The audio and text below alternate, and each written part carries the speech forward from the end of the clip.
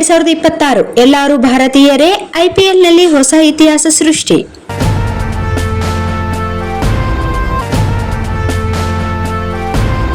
ಎರಡ್ 2026ರ IPL season ಆರಂಭಕ್ಕೂ ಮುನ್ನವೇ ಅಪರೂಪದ ದಾಖಲೆಯೊಂದನ್ನು ಸೃಷ್ಟಿಸಿದೆ.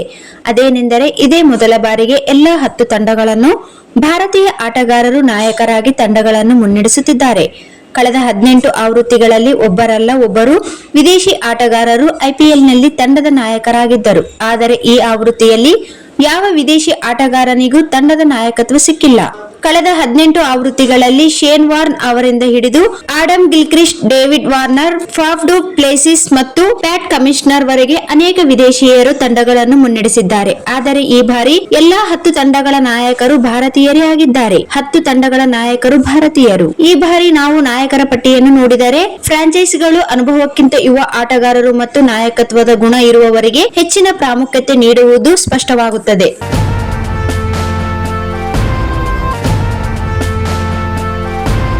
ಮುಂಬೈ ಇಂಡಿಯನ್ಸ್ ತಂಡವನ್ನು ಹಾರ್ದಿಕ್ ಪಾಂಡ್ಯ ಮುನ್ನಡೆಸಿದರೆ, ಚೆನ್ನೈ ಸೂಪರ್ ಕಿಂಗ್ಸ್ ತಂಡವನ್ನು ಋತುರಾಜ್ ಗಾಯಕ್ವಾಡ್, ರಾಜಸ್ಥಾನ್ ರಾಯಲ್ಸ್ ತಂಡವನ್ನು ರಿಯಾನ್ ಪರಾಗ್, ಗುಜರಾತ್ ಟೈಟಾನ್ಸ್ ತಂಡವನ್ನು ಶುಭಮನ್ ಗಿಲ್ ಮುನ್ನಡೆಸುತ್ತಿದ್ದಾರೆ. ಹಾಗೆಯೇ ಡೆಲ್ಲಿ ಕ್ಯಾಪಿಟಲ್ಸ್ ತಂಡದ ನಾಯಕತ್ವ ಅಕ್ಷರ್ ಪಟೇಲ್ ಮುನ್ನಡೆಸುತ್ತಿದ್ದಾರೆ. ಲಕ್ನೋ ಸೂಪರ್ ಜೈಂಟ್ಸ್ ತಂಡವನ್ನು ರಿಷಬ್ ಪಂತ್ ಮುನ್ನಡೆಸುತ್ತಿದ್ದಾರೆ. ಹಾಗೆಯೇ ರಜತ್ ಪಾಟಿದಾರ್ ಹಾಲಿ ಚಾಂಪಿಯನ್ ರಾಯಲ್ ಚಾಲೆಂಜರ್ಸ್ ಬೆಂಗಳೂರು ತಂಡದ ಜವಾಬ್ದಾರಿಯನ್ನು ವಹಿಸಿಕೊಂಡರೆ, ಈ ಹಿಂದೆ ಕೆಕೆಆರ್ ತಂಡವನ್ನು ಚಾಂಪಿಯನ್ ಮಾಡಿದ್ದ ಶ್ರೇಯಸ್ ಅಯ್ಯರ್ ಈಗ ಪಂಜಾಬ್ ಕಿಂಗ್ಸ್ ತಂಡದ ನಾಯಕರಾಗಿದ್ದಾರೆ. ಉಳಿದಂತೆ ಕೆಕೆಆರ್ ತಂಡದ ನಾಯಕತ್ವ ಅಜಿಂಕ್ಯ ರಹಾನೆ ಕೈಯಲ್ಲಿದೆ.